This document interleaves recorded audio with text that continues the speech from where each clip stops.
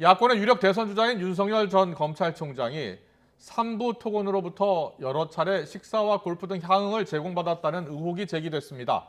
윤 전 총장 측은 악의적인 오보라면서 일축했습니다. 민주당에서는 선두주자 이재명 지사와 이를 따라잡는 이낙연 전 대표 사이에 네거티브 공방이 가열되고 있습니다. 국회 취재기자 연결합니다. 송재인 기자.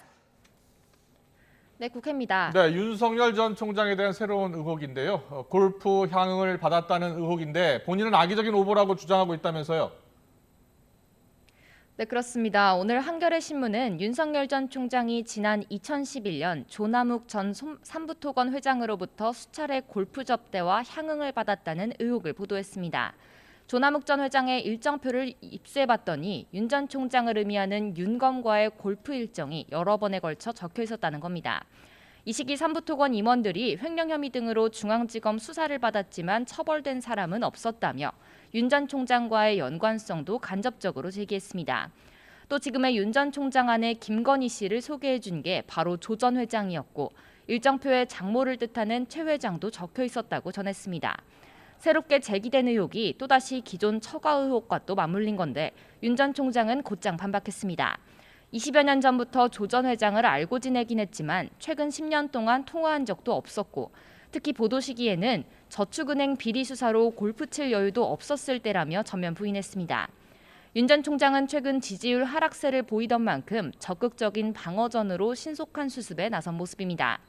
윤 전 총장이 이렇게 주춤하는 틈을 노리는 최재형 전 감사원장 역시 본격 검증대에 올랐습니다. 지난 2018년 감사원장 취임 뒤 서울 목동에 있는 아파트를 자녀에게 헐값에 임대해줬다는 건데 최 전 원장의 해명 직접 들어보시죠.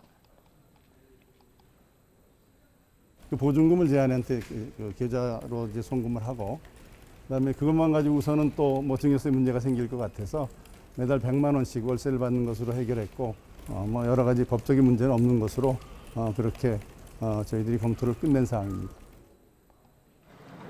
여기에 잠룡 김동연 전 부총리 역시 오늘 저서 출간과 함께 라디오 인터뷰에서 대선 출마를 간접 시사했습니다. 다만 출마 진영과 관련해선 여전히 민주당과 국민의힘 모두의 거리를 유지했습니다.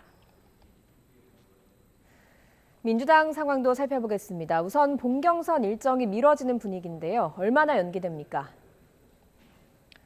최대 5주까지 미뤄질 수 있을 것으로 보입니다.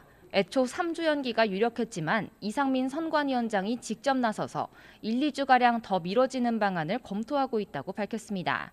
최종 일정은 잠시 뒤 오후 5시 최고위원회에서 확정되는 가운데 이렇게 되면 최종 후보는 오는 10월 초에나 확정될 가능성도 있습니다. 늘어난 시간 동안 민주당 경선 경쟁도 더욱 치열해질 전망입니다. 당장 1위인 이재명 지사와 2위 이낙연 전 대표 사이 네거티브 공방의 기세가 심상치 않습니다. 최근 경기도 산하 공공기관 임원이 SNS에서 이낙연 전 대표를 비방했다는 게 발단입니다. 이낙연 전 대표는 해당 공무원에 대한 직위회제와 별개로 선거법 위반 여부에 대한 법적인 판단이 있을 거라며 공개 비판했습니다. 충분하다 않다가 아니라 그건 인사 문제가 아니죠. 준법이나 위법이냐의 문제이지요. 여기에 캠프 측은 경선 과정에서는 처음으로 형사고발 검토까지 거론하고 나섰습니다. 수사기관에 고발하는 문제는 진행 결과를 봐가면서 저희들이 검토를 하도록 하겠습니다.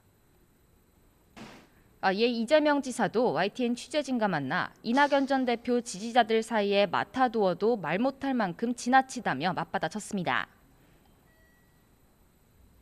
뭐 저를 장애인 폄하를 하거나 아니면 정말로 없는 사실 지어내서 음해하고 있는 그 수없이 많은 지지자들의 행동에 대해서 본인 측도 한번 고려해 주시면 좋겠습니다. 이게 지나치다는 생각이 듭니다.